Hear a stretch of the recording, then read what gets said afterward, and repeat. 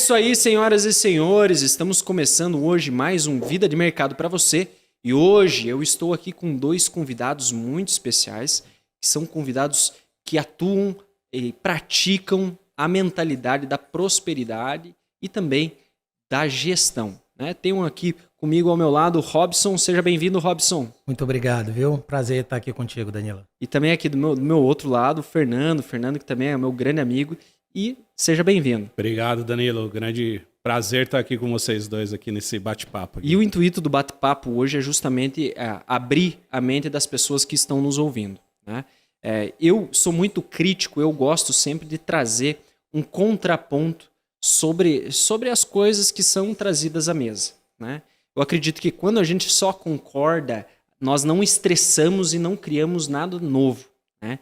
Então, para a gente conseguir ter um ambiente de criatividade, eu preciso ter o contraste, né? Eu preciso ter os dois lados da moeda, né? E eu gostaria que o Robson se apresentasse aí para o internauta que está nos acompanhando. Legal, Danilo. Prazer mais uma vez, obrigado pelo convite. Prazer, Eduardo. Tá? Seja muito bem-vindo, embora eu esteja sendo também bem-vindo, né? Dividir aí o mesmo espaço. Eu tô no mercado, eu tô com 49 anos, eu comecei a empreender com 7 anos. Então, tem uma jornada aí bastante extensa aí na arte de empreender, com alguns negócios. Já fui investidor em 67 startups. E não era trabalho infantil? 7 anos de idade? Ó, já começou o contraponto, né? O bicho é brabo, cara. O cara já chega chutando na canela. Não era não, porque foi iniciativa minha, né? Foi um trauma que eu tive de infância, de não ganhar uma tal de uma bicicleta, que tinha uma propaganda daquela... não esqueça da minha Caloi. Quantos anos tu tem, Eduardo? 40. Fernando. Olha lá, Fernando. Tá vendo? É da idade, já sabe o que é. Aquilo ali me traumatizou, porque eu ensinei todos os meus coleguinhas na escola e eu não ganhei a bendita da Caloi e fui arrumar dinheiro para comprar a Caloi. E aí começou a jornada por ali, né? Hoje eu tenho uma empresa de gestão de negócio, de educação corporativa e gestão de negócio, que já fazem 24 anos. E a gente tem alguns negócios dentro dessa hold, né? E uma delas é uma empresa de educação financeira, assessoria de investimento e proteção patrimonial. Então, desde os 7 anos, o teu papel é ajudar os outros a ganharem dinheiro, é isso? Pois é, rapaz. Isso nunca me veio à consciência, não. Obrigado, viu? E é o trabalho dele, né? Então ele desenvolveu a carreira dele a partir disso. Agora você tá conseguindo ganhar dinheiro também ou só os outros que ganham dinheiro? Sim, graças a Deus.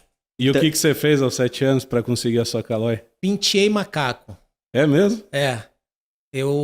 Se instalou eu sou do Rio de Janeiro, né? Aham. Aí se instalou um circo do lado do meu prédio, um terreno. Aham. E aí eu me propus a ajudar lá a cuidar dos animais e penteava macaco, lavava os animais, né? Cuidando dos animais ali, o elefante e tal, e vendia o ingresso para os coleguinhas. Que legal. Olha só que interessante, cara. Eu fui poucas vezes assim em zoológico. Não é zoológico, era tipo circo tradicional, que hoje em dia não tem Hoje em mais. dia não tem mais animais, né? Mas proibido os animais. Antigamente era comum, né? E Fernando, fala um pouquinho sobre você aí pra nós. Cara, eu sou o Fernando, um grande prazer estar aqui com vocês também, dividindo essa mesa. Quero aprender muito aqui também, que eu acredito muito nesse ponto e contraponto, né? Que é quando a gente cresce.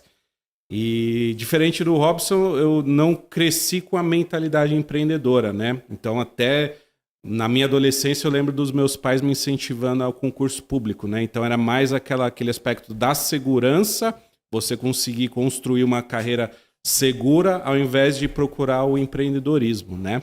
E aí eu vejo meu pai no final da carreira dele, pouquinhos anos depois, faltando para ele se aposentar, ele decidiu empreender, né? E aí eu vi o quanto um planejamento bem feito é essencial para um negócio prosperar e o quanto que eu vejo que as pessoas, no Brasil principalmente, não têm essa mentalidade de planejamento, né? É muito, eu tenho uma ideia legal, tenho uma ideia bacana, vai lá. E depois que ela vê que as coisas não estão indo bem, que ela vai ver, putz, eu deveria ter feito um planejamento, deveria ter feito uma análise SWOT, um plano de negócios, um business plan, e não fiz nada. E acaba meio que a maioria das empresas fechando aí antes dos 2 primeiros E anos. é essa busca por segurança que, inclusive, é uma das coisas que eu sempre tenho muita dificuldade, né? De você abrir mão da segurança e você aceitar o risco, né? E aceitar o risco, ele requer uma maturidade de você se desvincular do medo, né? Que é o medo que ele vai te travar para você tomar decisões que realmente possam fazer com que você tenha um resultado expressivo, né? E existe aquela máxima no mercado que fala que o risco ele é proporcional ao ganho, né? E hoje, no Brasil, infelizmente, as mentes mais brilhantes são incentivadas a buscarem o quê? Segurança. Né? Então, essa segurança, inclusive, é uma das páginas que eu sigo que fala a respeito do liberalismo, eles estavam falando que se o Bill Gates nascesse no Brasil, ele seria um excelente servidor público, ganhando lá seus 100 mil reais. Né? E é uma realidade. Né? Hoje, no Brasil, o empreendedorismo ele é dificultado. Né? Inclusive, o nosso convidado aqui, ele fala a respeito disso em um livro, né, sobre aceleramento de negócios. Como que foi para você essa experiência para poder escrever o livro? Eu procrastinei demais para publicar o livro, né? Depois que o livro estava escrito... Deixa eu mostrar para o pessoal o livro aqui. O livro ele só foi publicado depois de quase 5 anos que ele foi escrito. E o processo de escrita dele também foi muito lento, porque eu escrevia, tá faltando alguma coisa.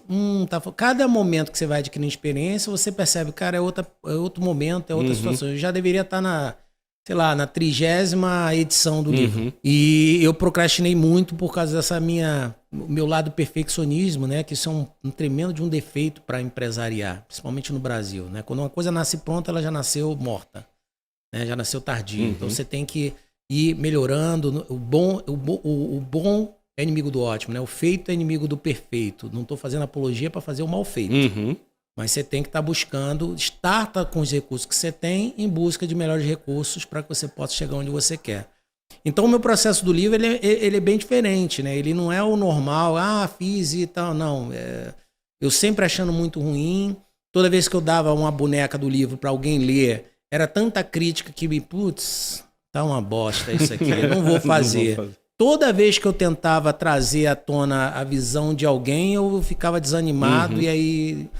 Então, hoje, nós fizemos um lançamento oficial ontem, né?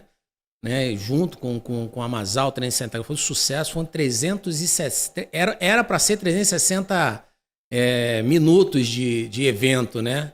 A gente deu o nome de Summit Gestão 360 Graus e acabou sendo 397. E foi quanto tempo de preparação para esse momento? Tá de sacanagem comigo, né? Não, eu quero que você repita. Você sabe quanto foi? Não. Você tem noção? Não. 1 semana e meia. 1 semana e meia de planejamento para o lançamento. Culpa de um tal de Shimon aí que inventou essa loucura aí e eu tive que embarcar aí juntou com a tal da Júlia, conhece? E aí vamos fazer, eu falei, então vamos fazer, então já quer fazer, vamos fazer desse jeito, vamos trazer os convidados, então vieram 21 convidados ao vivo, sem pausa, né? Para dizer que não tinha pausa, tinha 30 segundos de pausa, que era o tempo de eu sair, fazer um pipi break, né? E voltava, porque eu já tava com noites e mais noites virada e fiquei o evento todo tomando Red Bull, né? Uma meia dúzia de Red Bull. Tem uma tal de uma doutora Raquel aí também, conhece? Uma terapeuta aí, que me deu um bocado de bruxaria. Uma delas é essa aqui, ó. Fernando, e ontem eu estava aqui na sala ao lado, enquanto ele se preparava, e eu ouvia ele fazendo os exercícios de preparação, exercícios mentais, tá? E isso é um negócio que pode parecer desconexo, né?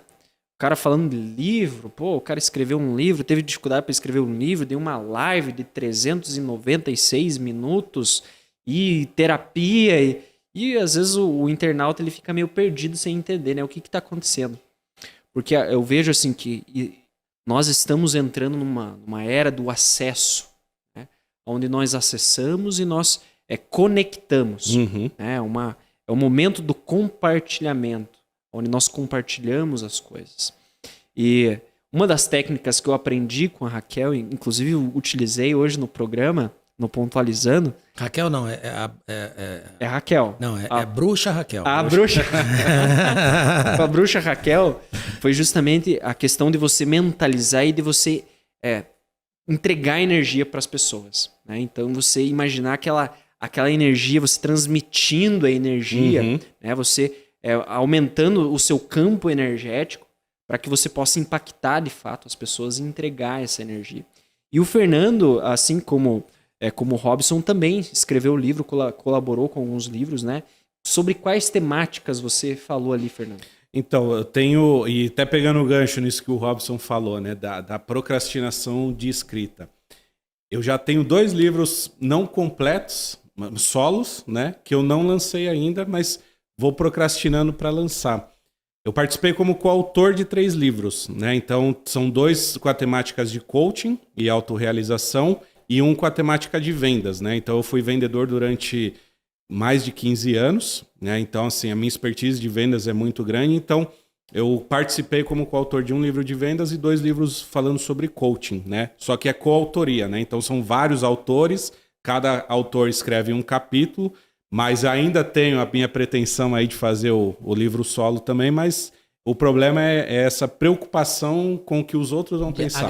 Agradar, né? Eu senti um ânimo, assim, eu também... Tô escrevendo um livro e tenho o mesmo problema que você.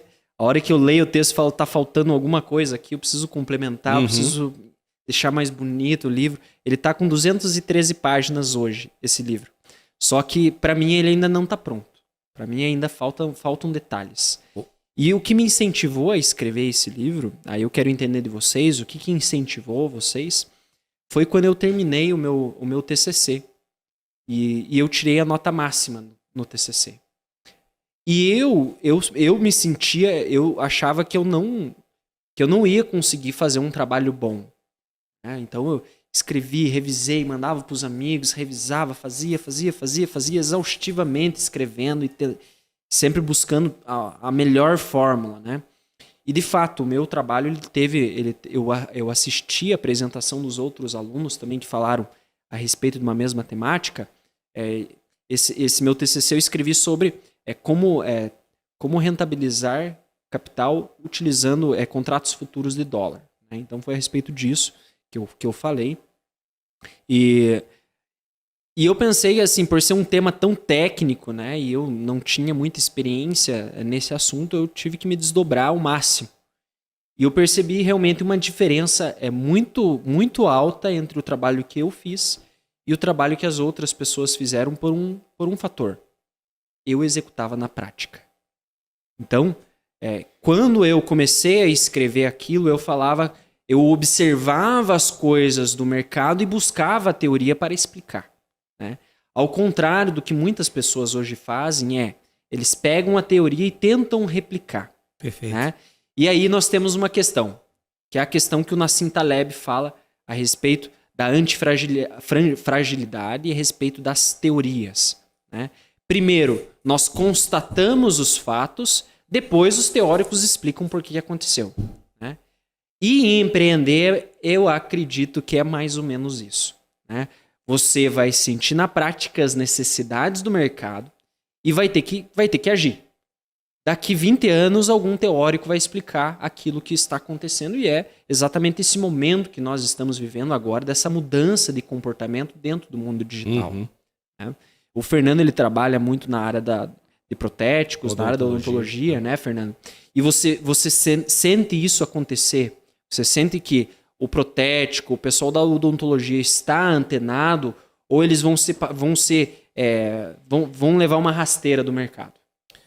Hoje em dia, o mercado brasileiro no segmento odontológico ele é um dos mais concorridos do mundo, né? Então, hoje, a gente é o segundo país com maior número de dentistas, né? A gente só está atrás da China.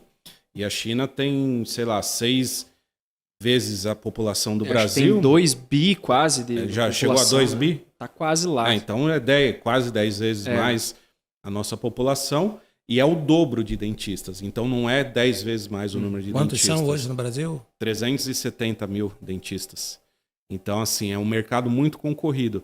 Então, antigamente, o cara fazia lá a graduação de odonto, abria o seu consultório e o boca a boca já ia trazendo clientes para eles. Né? Hoje, se não tivesse conhecimento aí, que está muito bem explicado no livro do Robson, o cara ele vai penar demais, né? Então você já vê muitos dentistas que o cara tem duas profissões. O cara é dentista e faz transporte escolar. O cara é dentista e faz manicure. O cara é dentista e faz outra coisa, porque só a odontologia, se o cara não tiver essa visão de negócios, não vai para frente.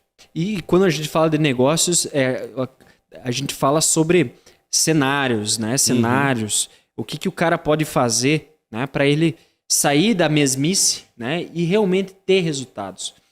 Na tua experiência, Robson, das técnicas que você escreve no seu livro, o que você entende que é o maior erro do empresário? O que ele não deve fazer? Começar um negócio sem um planejamento estratégico, sem um business plan. Eu acho que esse é o ponto de partida. Você tem que ter clareza quem é o teu público-alvo. Você tem que construir um diferencial através de uma proposta de valor, né, percebível, bem clara, né? Enquanto você não tiver essa clareza, o que você quer fazer e para quem, não vale a pena hoje num país tão opressor para empreender, como é o caso daqui no Brasil. Então, se não tiver um business plan, definição de nicho, claro, definição total da clareza do que eu faço de diferente, eu acho que não deveria empreender. Vou lá, vamos tentar, vamos fazer para depois tratar de gestão. E foi isso que me motivou ao livro, né? Eu perdia muito tempo convencendo empresários a fazer um planejamento estratégico. A gente tem um método, né, que é o método de gestão 360 graus, que são 7 dimensões, criei em 1998, quando foi fundada a Corporate Gestão 360 graus. Então são 24 anos a gente aplicando esse método. E a gente usou esse método que hoje está na moda, né, que você faz um evento, depois aponta para uma palestra e vende um curso para daí disseminar a venda do teu negócio, propriamente dito, do teu serviço. A gente faz isso há 24 anos. A gente faz seminários, congressos, rodadas de negócios, atraindo o nosso público, que é o pequeno e o médio empresário. Do evento, dando fala para eles. Não é à toa que o Summit a gente deu fala para 21 empresários, né? Pessoas empresárias, né? De altíssimo nível. A gente tinha empresário, por exemplo, ali que tem mais de 100 mil clientes. Pessoa jurídica, né? Então a gente tinha empresários ali de altíssimo nível participando. Quando você dá visibilidade, você ativa o gatilho da reciprocidade. Né? Então a pessoa se sente grata pelo espaço que você está dando, a tendência é que ele venha te devolver de alguma maneira. Então você dá o próximo passo, direciona para o que lhe interessa, dá um foco. De novo, uma palestra que aí a pessoa vai ter esse discernimento, né, do que você é um especialista, é autoridade daquilo, para depois você vender um curso e você tem o teu funil de venda. Depois você entrega o serviço, que no nosso caso é o contrato, né, da gestão de negócio. E aí o método ele tem 7 dimensões: planejamento estratégico, marketing, venda, sistemas, processos, pessoas e finanças com investimento. Em cada uma dessas 7 dimensões eu tenho consultores especialistas. Então são 98 hoje consultores associados, né, que a gente desenvolve, a gente está no processo de expansão nacional. E esse livro foi para capacitar os meus consultores, para que eles pudessem ter uma visão ampla. Porque eu tinha e ainda tenho um problema que quando um especialista está entregando um determinado serviço, ele é incapaz de oferecer o outro. Ele está ali no planejamento estratégico, ele não engatilha para oferecer o marketing. O que está fazendo o marketing não, vende aqui porque não é ele que vai executar. Então, essa dificuldade que a gente entende que é uma falta de capacitação, a gente montou um livro para criar um manual de processo dentro da nossa organização. Não era para vender para o mercado. Mas eu digo para você onde que está o problema. O problema está em o cara não ouvir a necessidade de quem precisa, né? O teu livro... Ouvir a necessidade... O maior problema do empreendedor? Não, o maior problema do vendedor, nesse caso, que você escreveu o livro para atender uma necessidade do vendedor. Não, a dor minha. Não Sua. Foi do meu cliente. Isso. Ou melhor, era do meu cliente. Qual cliente? O meu cliente interno. Exatamente. Você tinha uma dor e você achou um problema para resolver uma causa específica. Isso. Então você tinha um objeto a qual tratar, né?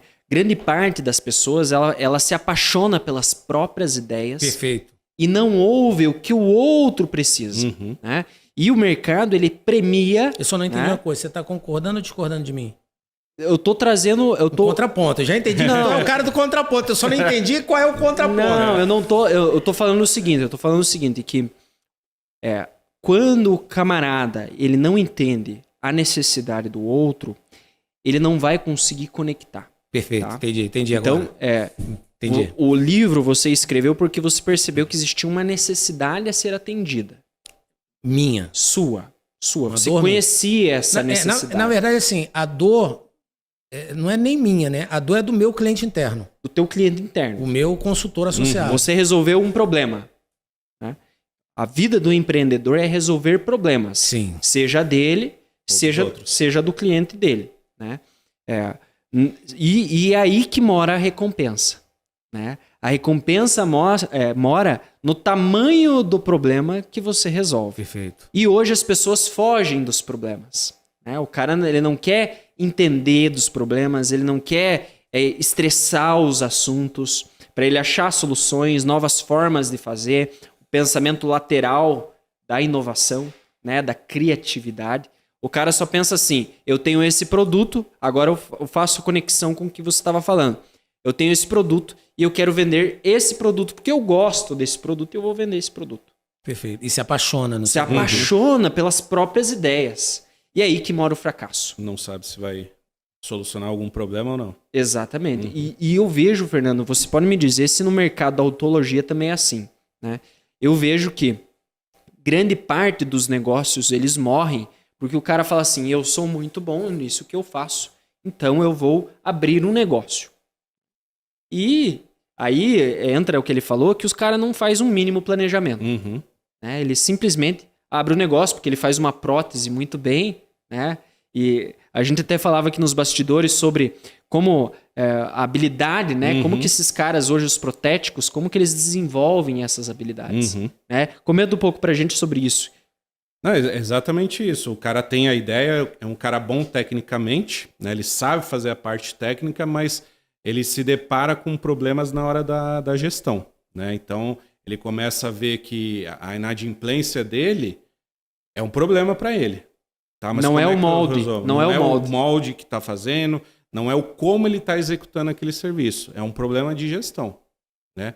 Então, o próprio mercado acaba criando problemas porque eles, às vezes, acabam sendo muito permissivos com os clientes. Né? Então, traz um problema para esse nicho de mercado. Né? Então, eu acredito completamente, né? Exatamente isso. Se o cara não tiver essa visão aí de business, de negócios, tá fadado ao fracasso. Mas agora eu quero jogar uma pimentinha, então trazer um contraponto, né? Se me permitir, né? Vocês são, mas contraponto é comigo ou com você? É pra mim? Pô, isso é treta. O nome disso é treta. Tá bom, vamos pra treta. Que você falou assim, a primeira coisa que o cara tem que fazer é um business plan, né? Outro dia eu tava vendo um vídeo do Elon Musk e perguntaram para ele, Elon Musk, como que você faz o seu business plan? Ele falou, eu não tenho business plan.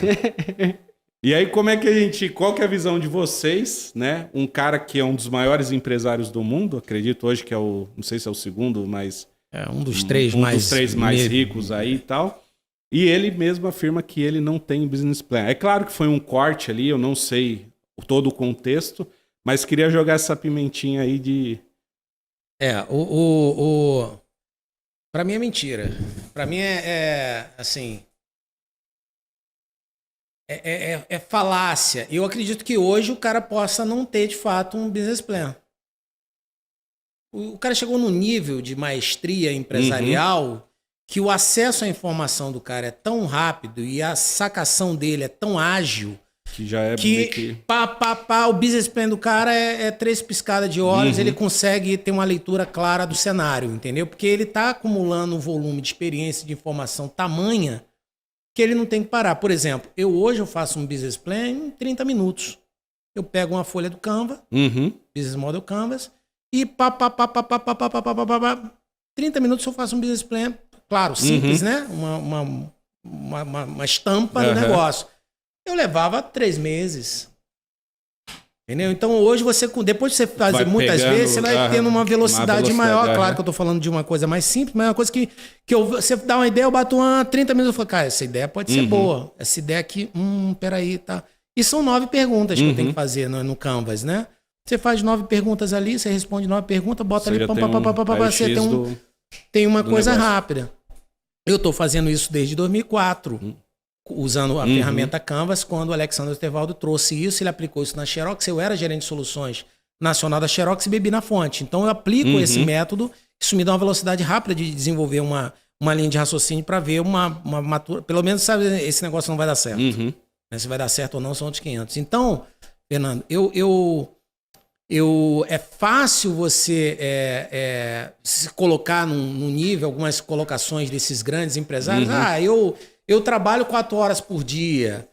Claro, o cara já tem um império gigantesco, mas eu não conheço ninguém, nunca ouvi falar de nenhum milionário, não estou falando nem bi, não, estou falando milionário, que não tenha trabalhado, no mínimo, por muitos anos, uma média de 12 a 16 horas por dia.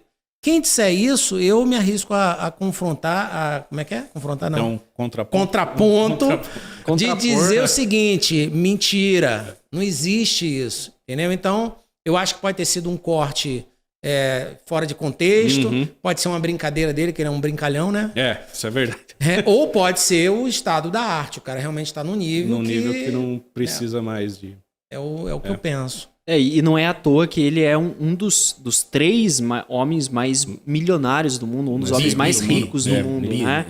Bilionário, né? E aí você fala assim, eu sou igual esse cara, eu sou um dos bilionários do mundo. Cara, você não é. Você é uma pessoa comum e você tem que trabalhar, cara. E aí que mora a questão.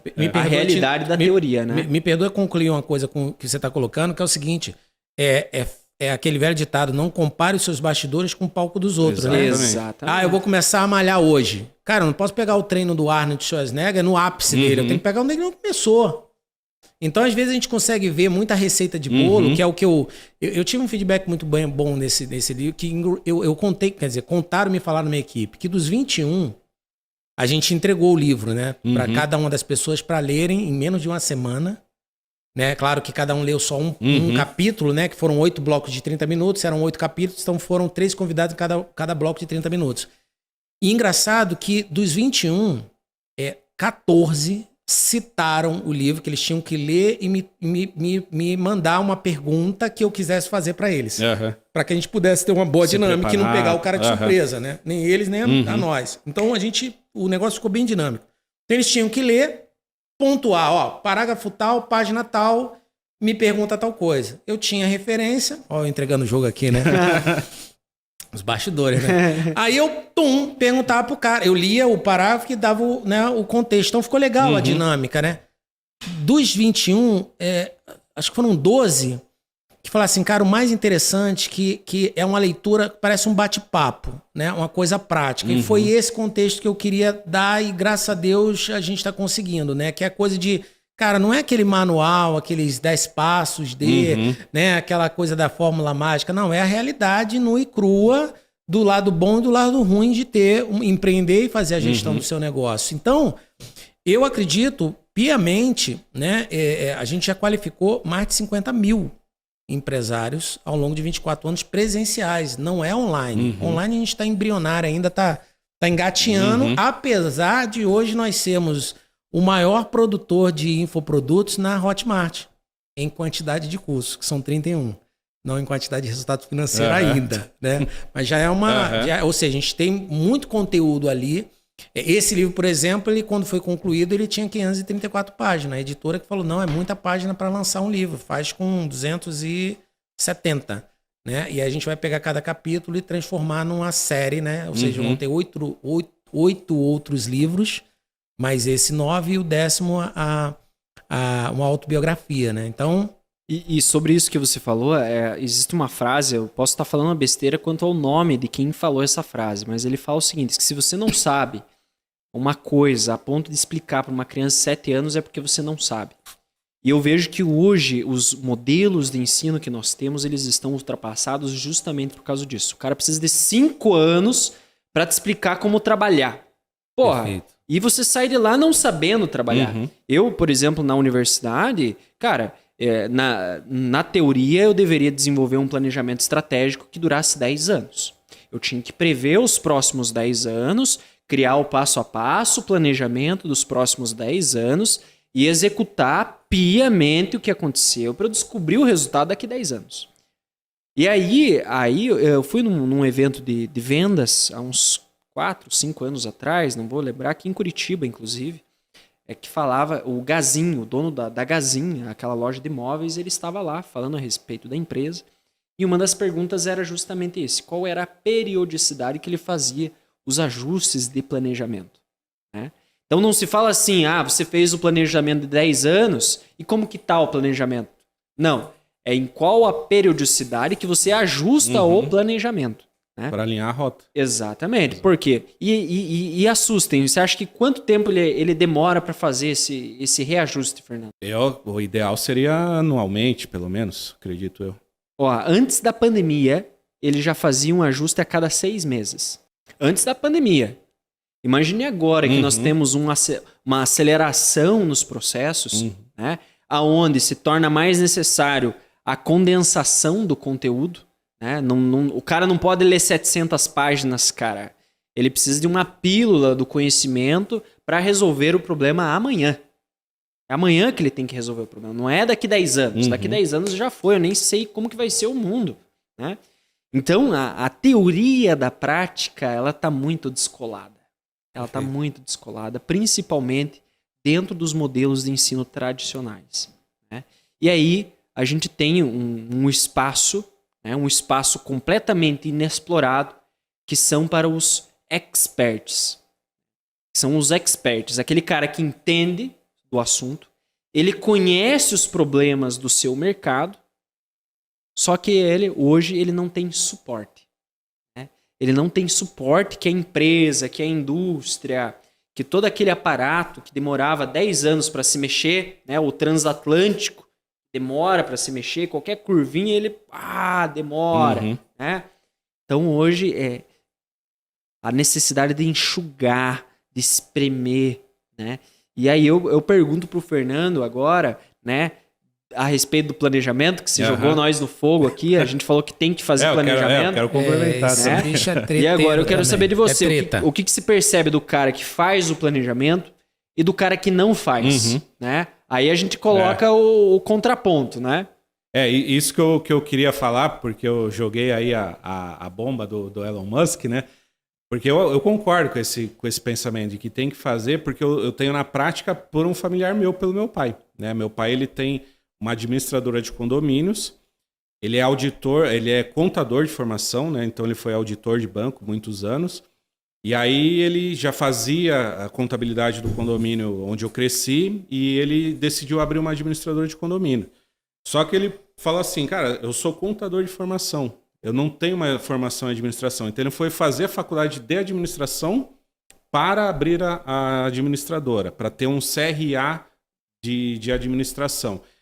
E eu vi o quanto que ele planejou, e na época eu tinha, sei lá, 16, 17 anos, não entendia nada de negócio e tal. Ele veio com um calhamaço assim um dia, tal. Ele falou, entregou um para mim, um para minha mãe, um para minhas 2 irmãs, e falou, isso aqui é o planejamento da empresa que eu quero abrir para nossa família, né? E aí eu olhei lá, acho que tinha umas 40 páginas, né? O business plan tradicional mesmo e tal. E eu falei assim, cara, para mim não fez sentido. Quando que veio fazer sentido? Quando começou a pandemia. Porque ele não precisou de nenhuma ajuda do governo, aquelas reduções de salários que o governo falou assim, se você quiser reduzir o salário, tá autorizado, porque a gente tá passando por uma situação atípica que a gente não esperava. Se você quiser reduzir os salários dos seus funcionários, você pode reduzir.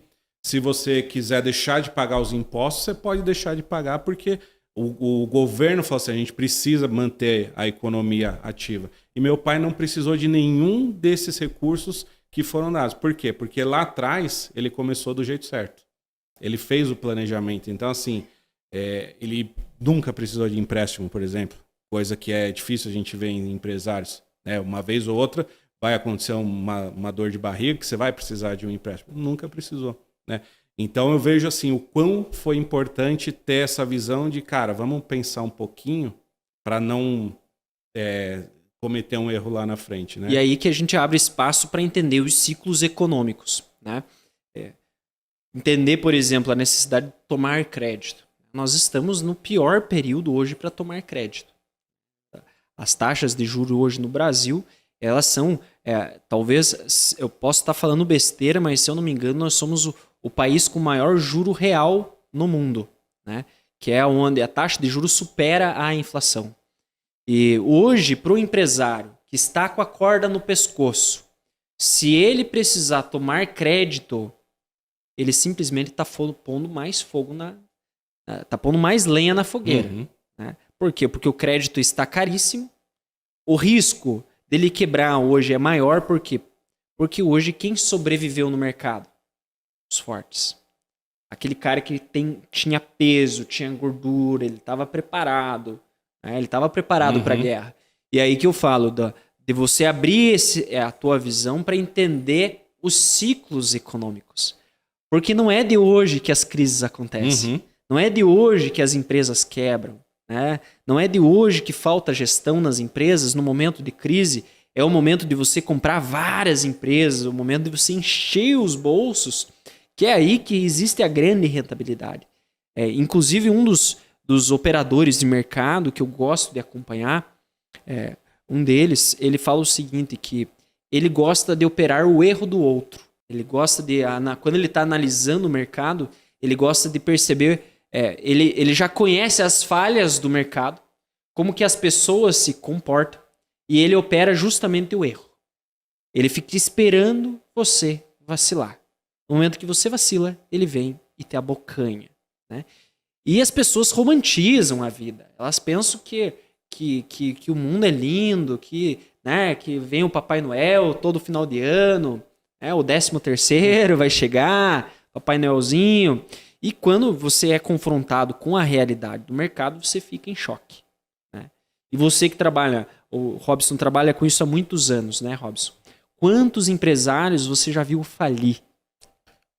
Nossa, antes da pandemia, tem um dado estatístico, né, que me chamou a atenção para eu procurar e levantar essa informação, Danilo, que nos últimos 3 anos que antecedeu a pandemia, foram mais de 314 mil empresas quebrando. Na quarentena, nos primeiros 40 dias de lockdown, foram 712 mil. Depois mais 500 mil no primeiro ano e mais 500 e pouco no segundo. São os dados que a gente tem no IBGE, né? Eu sou diretor de uma associação no Rio de Janeiro. Né? Eu ocupo o papel de diretor de 2 associações, que é o meu trabalho social. Né? Eu procuro dar o que eu mais tenho de relevante para mim, que mais tem valor, que é o meu network, meu conhecimento, né? Para assessorar e ajudar gratuitamente através de associações. Então, tem uma associação comercial que se chama CIJ, Associação Comercial do Estado de Jacarepaguá, que é um bairro do Rio de Janeiro, que tem 1.800.000 pessoas. O bairro é gigante. É a maior arrecadação de ICMS do estado do Rio. Tem uma outra associação, que eu sou diretor, que é a BSO, Associação Brasileira de Consultores, para ajudar consultores que eu vejo, cara, tanto consultor bom pra caramba que não consegue se vender, não consegue trazer cliente. Na hora que você dá o contrato, o cara arrebenta. Né? Faz um belíssimo trabalho, mas ele não sabe colocar seu conhecimento ao conhecimento dos outros, né? Jogar isso para um vídeo, para um curso, né? Ele escreve brilhantes artigos, mas procrastina. Eu acho que isso deve ser o mal de todo escritor. Sim. Todo bom escritor, eu acho que começou com um processo de procrastinação absurda para lançar o seu livro. Por exemplo, 200 e poucas páginas já é para lançar, irmão. Lança e depois você faz os ajustes nas edições, que vai melhorando. Aí, sou mentor da BCDRJ, que é a Associação Brasileira de Cirurgião Dentista do Rio de Janeiro. Já há alguns anos lá, mentor, então essa realidade que você fala, eu entendo plenamente, enxergo, e eu sempre falo, vocês precisam parar de olhar para o dente do paciente. Antes do dente tem um paciente, antes do paciente tem um cliente, antes de um cliente tem um indivíduo que está à deriva, que você precisa fazê-lo se conhecer, quando ele tiver a tal dor de dente. Que ele não vai te procurar porque ele quer fazer estética de dente. Quando tiver uma dor mesmo. Então você tem que alcançar aquela comunidade próxima, né? E a gente tem o Google, o Facebook, geograficamente você tá ali, ali instruindo, e a educação é é uma excelente forma de você atrair, fazer um marketing de relacionamento para na hora do conhecimento ele já entender e opa, é o doutor Fernando. E aí eu comecei a levar essa informação para validar isso para dentro dessa associação. Eu comecei a divulgar. Se você está perto de quebrar, a associação comercial vai te ajudar. Esse era o slogan. E pá. E eu, 1, 2 vezes por mês, eu dedicava um dia inteiro para sentar e mentorar, eu ouvir, aí fazia um canvas, uma análise SWOT, na verdade, um SWOT, um canvas e um plano de ação. 3 folhas. Isso levava 1 hora. Fala aí. Pá. Plano, canvas. Pá. Com post-itzinho, né? Tal. Plano de ação. Pá. Toma, daqui a 1 mês você volta aqui. Com isso implantado.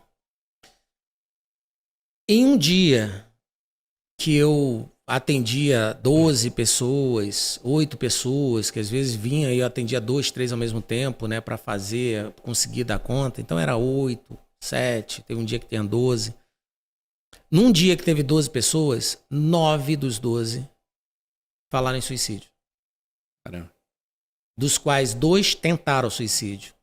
Com automedicamento, tal. Um, inclusive, mostrou corte do pulso. Caramba. Cortou o pulso e aquilo ali me apavorou, entendeu? Eu até parei com essa por um tempo isso, porque isso me mexeu muito comigo, sabe? Eu falei, cara, né, você vê a situação. E eu fui da época do Collor. Eu trabalhava no Bank Boston quando houve a trava do dinheiro do Collor. Eu vi pessoas do meu relacionamento entrar em colapso e suicidar. Então, Danilo, é assim, é muito sério o que leva à quebra de um empresário, porque quando um empresário quebra, por uma falta de planejamento, ele não quebra só a empresa. Ele quebra a sua empresa, ele quebra alguns fornecedores, ele quebra a sua maior e principal sociedade, que é o seu casamento. Família. Ele quebra a família, ele aí vai para problema de litígio, todos separação. Os funcionários, né? As famílias. As famílias. Dos Então, essa cadeia tem não sei se foi antes da pandemia. Foi no meio da pandemia. Eu fiz um evento que chama Apocalipse Empresarial. E aí eu gravei fiz um ao vivo, né? E isso ficou gravado. Eu falando do caos que vai ser pós a pandemia. Eu falava, olha, o problema não está na pandemia ainda para o empresário. Porque pós a pandemia, é o que você bem falou, Fernando. O governo passou a mão na cabeça, nada de ação trabalhista, nada de protesto, nada de cartório, nada de nada. Quando bolha, colocou ele, o empresário dentro da bolha. Quando acabar a pandemia e voltar as coisas, não vai resolver tão rápido. E aí, o senhorio que não podia botar o seu locatário para fora vai botar. Os cartórios vão soltar os protestos, você vai começar a bater, né, oficial de justiça na sua porta. As ações trabalhistas vão entrar no jogo, os bancos não vão perdoar as dívidas, o cara vai tomar tanta pressão que ele não vai ter onde sair. E digo mais, ele estava em casa. Todo mundo está em casa, tá tudo certo. Quando tá volta família, ativa... recebendo auxílio, Brasil, de 600 conto. Ou até mesmo não recebendo, mas tá todo mundo desculpa o termo, na merda, então tá tudo certo. Quando você voltar, que você começar... E agora? O que eu faço? Como eu faço? Aí começa a ter os problemas, separação, litígio, divórcio, pensão alimentícia. Cara, isso vai ser um caos. Aí começa o ano. Carnaval no Rio de Janeiro teve 2, nunca vi isso. Postergou, que diz que o Brasil só começa depois do Carnaval. Aí teve 2, para acabar de lascar lá. Os últimos 3 governadores lá presos. Para desonra geral de nós cariocas. Eleição, Copa, e ainda vem a tal da guerra. Irmão, é um caos que as pessoas ainda não se deram conta disso. Não caíram na realidade. Não caíram na realidade. Ainda vem muita contraponto, né, Daniel? Pra desnortear a gente, cara. Então, é assim, eu já vi e já ouvi, ao longo desses 24 anos que eu pratico a educação corporativa, a gestão de negócio através de serviços de consultoria, mentoria, assessoria, dezenas, centenas, milhares de empresários quebrando que eu conheci. Vendo. E eu analisando esse cenário, assim, eu tenho a oportunidade agora aqui na Masal de acompanhar as notícias né? Todos os dias e ter que analisar as notícias. Não é simplesmente ler, não é simplesmente receber de forma passiva, é ouvir, analisar as notícias que estão me permitindo entender ou criar um modelo mental, né, para uma próxima vez. Porque eu não acredito que essa vai ser a última. Eu acredito que nós vamos passar por um cenário Também concordo. bem complicado agora. Nós estamos ainda sob efeito do namoro. Você ainda está com aquela paixonite na cabeça. Nossa, estamos resolvendo o mundo, redução de impostos no Brasil. Poxa, que coisa linda, maravilhoso. Conseguindo aprovar projetos na Câmara. Você pensa, poxa, agora o Brasil vai. Mas quando eu começo a analisar os fundamentos, né, eu tiro a minha pessoalidade e começo a analisar os fundamentos. Né? O que os números me dizem? O que analisando o passado, o que o comportamento das pessoas hoje está me dizendo? Hoje a Bolsa Brasileira, o Bovespa, se eu não me engano, hoje bateu 102 mil pontos. Mas eu estou esperando ela chegar a 76 mil pontos em um momento breve.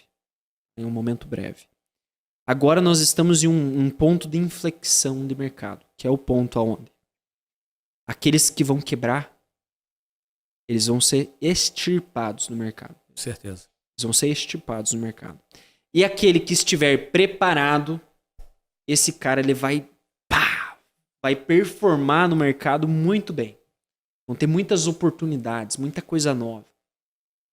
E aí eu quero trazer aqui a pergunta, né, para o Fernando, de como, Fernando, você se prepara para momentos de crise, né?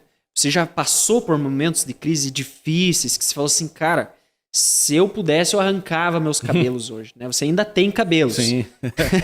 Mas que situação assim que você viveu, que você se viu nesse ponto de inflexão? Uhum.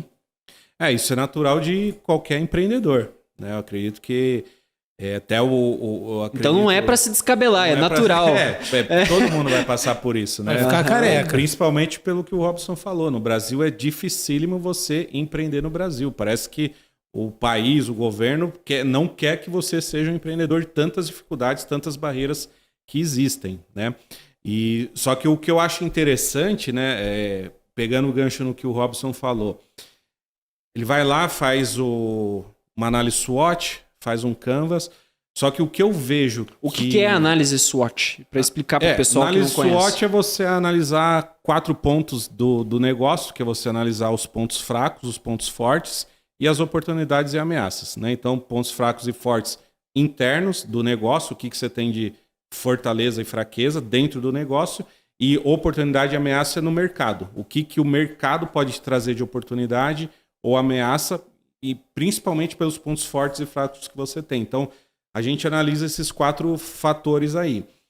Só que o que eu vejo, eu gosto muito do programa O Sócio, não sei se vocês acompanham, do Marcos Lemones, e eu vejo, eu não tenho tantos anos assim quanto o Robson, né? Eu tô há 7 anos me chamando de velho, ó, sacanagem. Não, mas até para saber a tua opinião, porque o que eu vejo que acontece muito no programa do Marcos e é a realidade que eu vejo.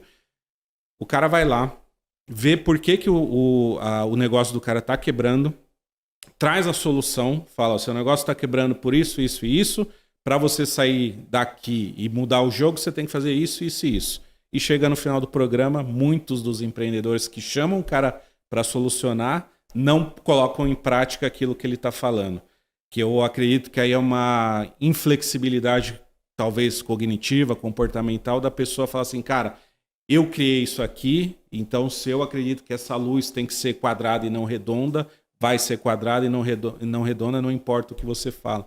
Então, eu acredito que um dos grandes desafios, né, pelo menos que eu passo, não sei se o Robson passa pela mesma coisa, é esse. Você analisa, faz o diagnóstico, dá a receita, como solucionar, e a pessoa não implanta. E eu digo para você, um termo no mercado que a gente usa, inclusive um dos livros que eu até recomendo, né, é Os Axiomas de Zurique. Não sei se você já leu esse livro. Não conheço. É um livro que ele é bem contraintuitivo. E complexo. Ele é contraintuitivo. Ele fala o seguinte, um dos conceitos do livro é sobre cuidar da cesta de ovos, né? Então ele fala assim, coloque um ovo em cada lugar, não sei o quê. Ele já tem uma abordagem bem diferente. Ele fala assim, coloque os ovos em um lugar só e não tire o olho deles. Cuide muito bem dos ovos que você tem. Não separe eles, porque você vai perder energia. Você vai perder energia. E cuidar dos ovos é um negócio difícil. Por quê? Principalmente por um outro fator que ele fala, a esperança. O brasileiro, ele acha que ter esperança nos negócios é bom. E infelizmente você é tomado por uma consciência que o teu cérebro ele vai te bloquear para resolver o problema. Porque ele vai falar assim, cara, você tem a esperança que o negócio dê certo. Então por que você está mudando? Não é antagônico. É antagônico eu ter a esperança e ao mesmo tempo acreditar que se o barco estiver afundando, não fique nele, pule fora. Né? Esse é o primeiro, um dos axiomas é justamente esse. O barco está afundando, pule fora. Não fique ali esperando. E já é o contrário do que nós somos ensinados. Né? Não, o brasileiro não desiste nunca. O brasileiro dá um jeito, ele se vira. Né? E aí que está a questão de você se apaixonar pelas ideias. Né? Se conseguir se desvincular da tua visão romântica que você tem sobre a vida e aceitar a realidade da maneira dura que ela é. Cara, você está quebrando. Você vai quebrar. Né? E você, Robson, que tem muitos anos de experiência, quebrou alguma vez? Sim. Eu tive uma carreira empreendedora um tanto quanto linear. Altos e baixos, mas eram altos e baixos crescentes. Né? Eu ganhei muito dinheiro novo, porque eu tive uma empresa de tecnologia, né? E muito novinho ganhei dinheiro, com 25 anos eu era milionário. Aos meus custos de esforço e trabalho. Meus pais sempre estudei em colégio público, meus pais muito... E eu errei muito. Penteava macaco. Penteava macaco, no colégio público. E detalhe, depois de pentear o macaco, cada vez que é um terreno aberto, né, saía um circo, entrava um parque, outro circo, e eu lá fazendo o meu, né, coisa. Aí com 11 anos eu comecei a consertar MMX. Lembra disso? Essa eu não lembro. Não. Era o primeiro computador pessoal. Ele parecia um videocassete, conectava na TV, linguagem assembly, aquele fósforo verde, né? E aí eu consertava aquilo ali porque eu virei pro seu Manuel, que era um cara que tinha uma assistência técnica, né, na rua da minha escola, caminho para casa, e eu ficava lá perturbando ele. Se eu trouxer aparelho aqui, você deixa eu ajudar a aprender e tal? Aí ele mandou chamar meu pai concordou, e eu vi um negócio na casa de alguém, de um tio, falei assim, deixa eu levar para consertar, que tá com defeito, não sabia nem o que era MX. Comecei a fazer aquilo, aí fiz curso IUB, Instituto Universal Brasileiro, EAD. Olha. Recebia o livro, né, do coisa, estudando eletrônica. Aí depois fiz Cefet, eletrônica e tal, e com essa coisa da tecnologia eu ganhei muito dinheiro. Em 97, eu não lembro qual a idade exata, né, mas eu lembro que do ano. 97 eu tinha 74 profissionais técnicos, entre engenheiros, analistas e tecnólogos, e 11 na área administrativa. Então eu ganhei dinheiro muito rápido, e perdi dinheiro, que um belo dia eu descobri que 11 desses camaradas, dentre eles um amigo meu de 15 anos, que trabalha comigo há 9, estava roubando e roubou quase $500 mil de equipamento que a gente tinha, de estruturas pesadas, servidores, tal. E aí junto com ele tinha mais 10 envolvidos. Quebrar efetivamente, eu não cheguei a quebrar. Né, na pessoa física. Mas eu fui sócio de 67 startups, como investidor, anjo, mentor. Dos 67, 90% fica no meio do caminho porque o empreendedor desiste. Por mais recursos que você coloque, fazendo planejamento, fazendo a coisa, dando suporte, dava estrutura, injetava dinheiro, tal, 90%. E eu tive uma startup que deu muito certo no início, que eu associei ela a uma empresa americana que chegou no Brasil, chamou para ser o diretor regional, vendia minha participação da XP, eu fui sócio no escritório da XP, vendia minha participação, na época, isso foi em 2012, para injetar atenção nesse negócio, que 2 vezes na minha vida eu segui essa linha de focar, colocar todos os ovos numa única cesta. As 2 vezes que eu fiz isso, eu me arrebentei. Todas as outras eu diversifiquei. Agora tem um cuidado, que é aquela coisa que você colocou do Elon Musk, né? Tudo depende do estágio, o momento, né? O princípio de diversificação, ela depende de uma coisa chamada recurso. No mundo dos investimentos e no mundo empresarial. No mundo empresarial, quais os recursos você está falando? É dinheiro? Não só dinheiro. Recurso tempo, recurso know-how naquela atividade, recurso humano, recurso financeiro, recurso estrutural, recurso tecnológico. Se você tem isso aqui num business, aí você já começa a poder diversificar, botar outro. Enquanto você não tem isso, eu acho que é prematuro você ter 2, 3 opções de negócio que você vai dissipar energia. Quando você consegue fazer uma coisa que eu admiro muito, que é o Ike Batista fez, que é criar uma cadeia de valor, uma complementando a outra, que é o que a Masal faz. A verticalização. Ela verticaliza, ela traz uma solução para resolver um problema dela mesma, ela vai criando uma cadeia de valor ali para resolver todo, né, o imbróglio do processo para a coisa da cadeia de valor acontecer. Quando você faz isso, você vai criando uma concentração de foco, que muitas pessoas pensam que foco é atribuído a um produto, e não é. Foco tem que ser em pessoas. Então, por que não o dentista não pode fazer canal, limpeza, botox? Pode. Por que um barbeiro não pode fazer barba, cabelo, bigode, ter uma charutaria, piercing, tatuagem? O cara já tá sentado ali, irmão. O esforço, o custo já tá ali, já tá absorvido. Então mete a tatuagem no cara aqui, enquanto tá botando pizza, tá fazendo barba, o cara tá tomando a cerveja, tá fumando charuto, tá se divertindo, porque não aguenta o esporro da pandemia junto com a mulher. Ou seja, né? Enquanto ele joga videogame. E joga videogame, qual o problema nisso? Né? Isso não é falta de foco, no meu entendimento, e para mim isso, quem disser o contrário, fala assim, cara, tu não sabe o que tá falando, respeitando a opinião de cada um, né? Mas eu tive aí, em função dessa empresa, eu tive um prejuízo que esse que me deixou torto, né? Uma coisa é perder 50 mil investindo no negócio, 100 mil, perde, né? Uma coisa é perder 1.432.000 reais, foi o que eu perdi há 6 anos atrás. Aquilo me deixou... não me quebrou literalmente, porque eu tinha 1.500.000 reais investido, reserva, tinha imóveis... Mas foi um baque que eu fui à depressão, entendeu? A vaidade, né? O ego, né? Eu não diria a vaidade que eu nunca deslumbrei, não. Eu sei que sou bom no que eu faço e falo sem nenhuma... Tipo, eu sou bom pra caralho nessa porra aqui, eu sou foda. Mas falo pra mim, né? Eu não fico falando pras pessoas. Se eu falo assim, entendi isso, eu entendo muito disso. Isso aqui eu não sei não, cara. Isso aqui não... E sempre vou naquela linha... Aprendi a desenvolver muita linha socrática, sabe? Quanto mais sei que não sei, acho legal demais você essa brincadeira, né, do contraponto. Esse contraponto, cara, porra, me faz repensar. Me faz enxergar uma outra coisa que pode ser né, a grande sacada, né? Isso eu demorei de ter essa percepção, né? Essa falta de convicção plena, né? Apesar de ter as minhas convicções, mas não a verdade absoluta, sabe? Então esse equilíbrio eu passei a ter com essa porrada que eu tive, né? Eu cheguei, eu nunca falei isso em público não, cara. Eu cheguei a pensar em suicídio. O chão caiu, irmão. E eu falei assim, cara, como é que vai ser? Como é que eu vou continuar vendendo consultoria? Tá, isso aquilo, se eu tomei um prejuízo desse, que credibilidade eu vou ter? A crise do impostor. Pois rapaz. Eu perdi o brilho no olhar. Sabe? Perdi a atitude, a coisa. E o que é pior, eu tinha um contrato de não competição, né? Porque era uma empresa gigantesca, empresa de 108 anos.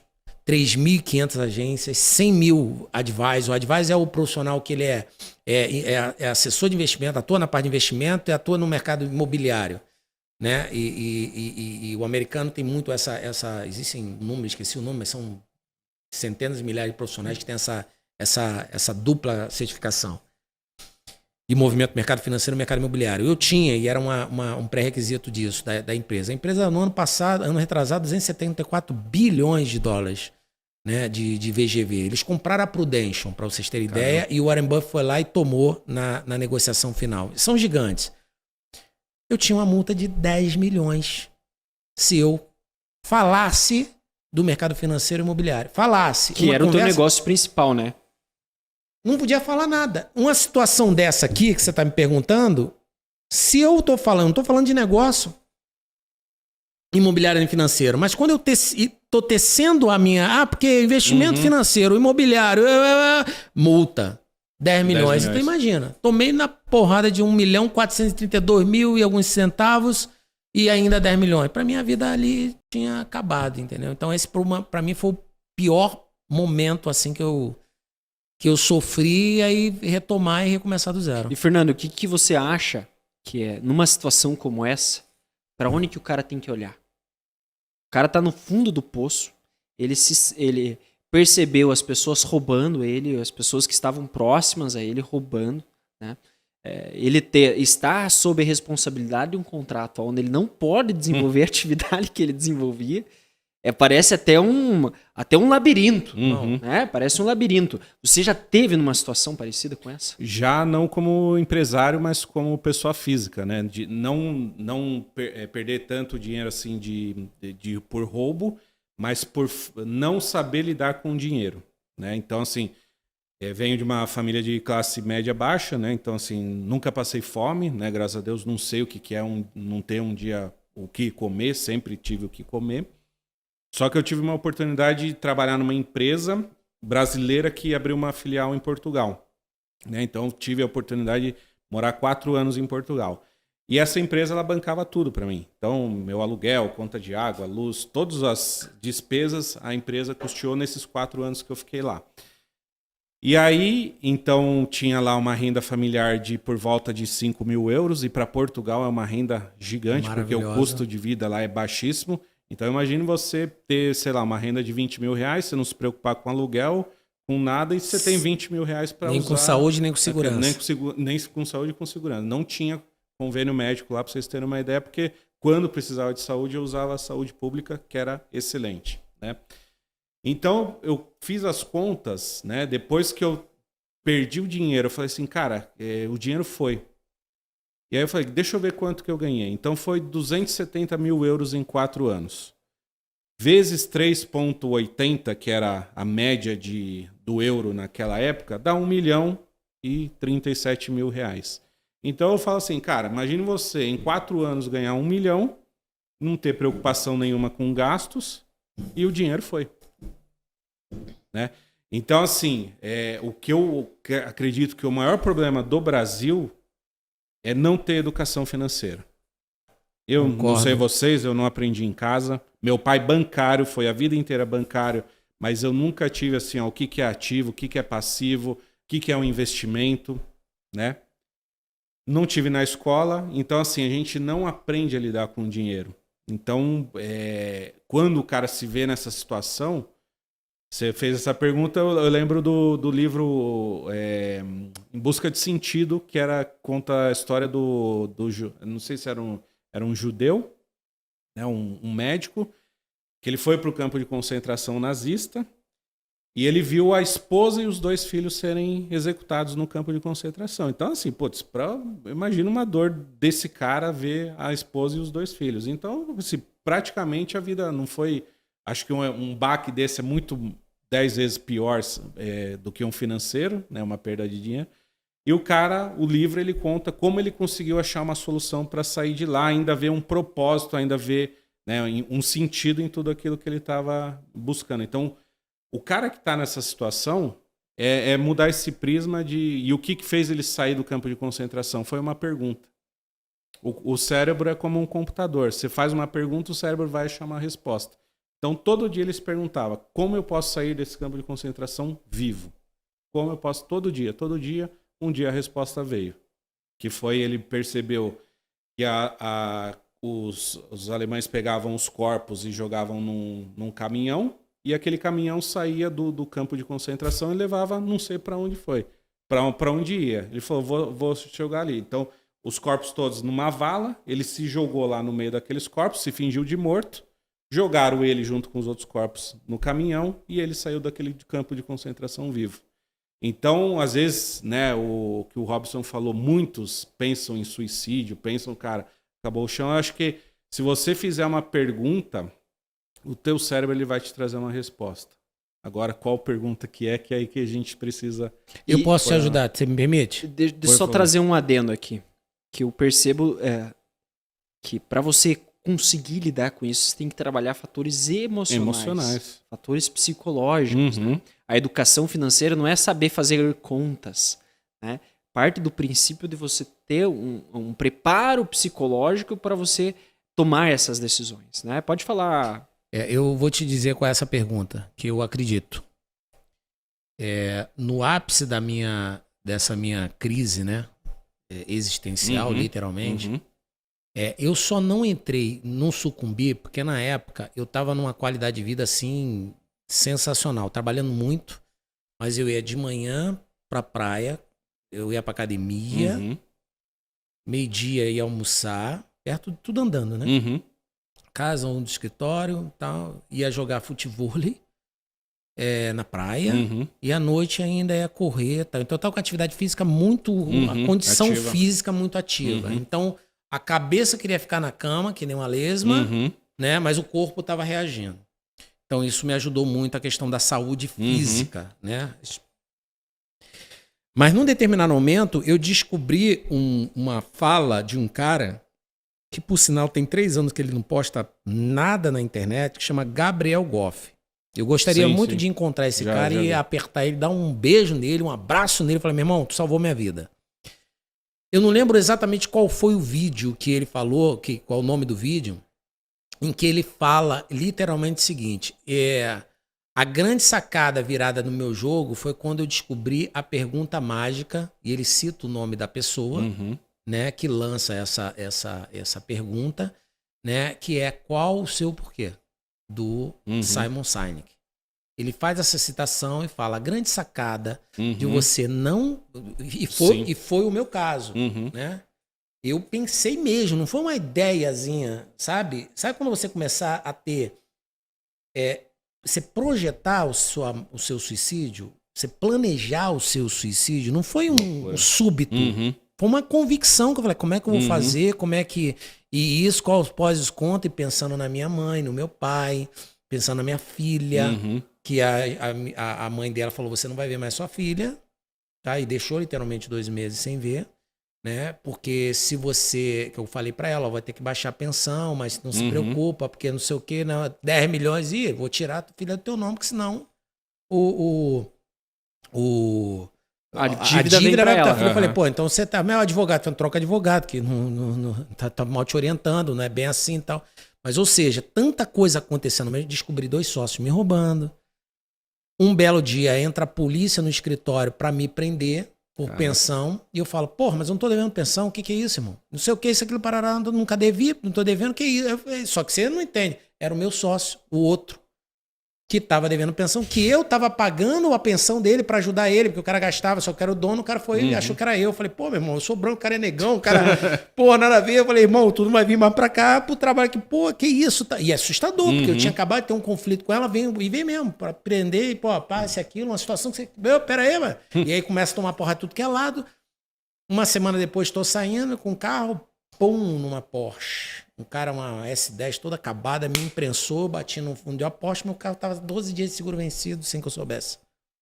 Entreguei o carro, falei, irmão, tudo acontecendo, planejei. Aí vi o vídeo do Gabriel Goff, eu não lembro o título do vídeo, né? E ele fala, né? A grande pergunta, a grande sacada de virada dele foi quando ele descobriu a pergunta qual o seu porquê, que tem inclusive o livro, né? Qual o seu porquê, começa pelo porquê do Simon Sinek, né? Então, quando você entra nessa masterização do qual o seu porquê, é que você entra para encontrar o seu propósito, né?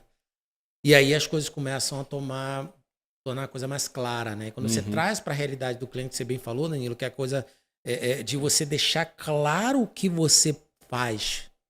Qual é a ajuda que você dá para o teu público-alvo? Quando isso é claro para você, isso torna claro para os colaboradores e torna claro para o mercado. E aí eu acho que é o X da questão.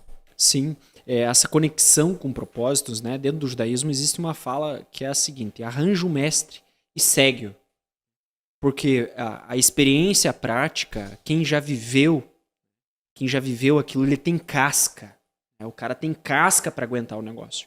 E hoje nós estamos sendo iniciados, e eu me incluo nisso, a uma geração de pessoas frágeis, que ela não pode ouvir um nome diferente, não pode ouvir um apelido, ela não pode ser confrontada com a realidade. Né? E isso torna pessoas frágeis, né? Fracas. E, infelizmente, negócios robustos, eles precisam levar pancada. preciso levar pancada. E para você aguentar essas pancadas, você tem que ter um mestre. Você tem que ter alguém... Um mentor, né? Um mentor, alguém que já apanhou, alguém que já passou por aquilo. Nem que seja só para estar ao seu lado, né? Para ser aquele cara no momento que você tá assim, porra, quero me matar, cara. E aí? O cara chegar e falar assim, cara, qual é o teu porquê? Qual é o teu porquê? Por que você está aqui, cara? Né? Fazer você pensar, fazer você refletir, trazer à tona essas coisas, né? E eu queria agradecer hoje esse papo, que foi muito bom, tá? Porra, passou voando aqui a nossa conversa. É um papo muito esclarecedor. Eu gosto de trazer assuntos assim, mais polêmicos, coisas que são espinhosas, às vezes, para falar, né? Mas eu acho que isso traz um enriquecimento, né, das pessoas entenderem que nós não vivemos um mundo de Instagram. É um mundo lindo, maravilhoso, onde tudo está indo bem. Né? No mundo real, as pessoas falem, as pessoas se matam, as coisas dão errado, né? Mas as coisas também dão muito certo. Né? Então, agradeço aí. Muito obrigado pela participação de vocês. Valeu? Obrigado. Valeu, meu querido. Valeu, Danilo. Tamo junto. É isso aí. Vida de mercado. Vida de mercado para vocês. Fica ligado. Próximo episódio tá aí.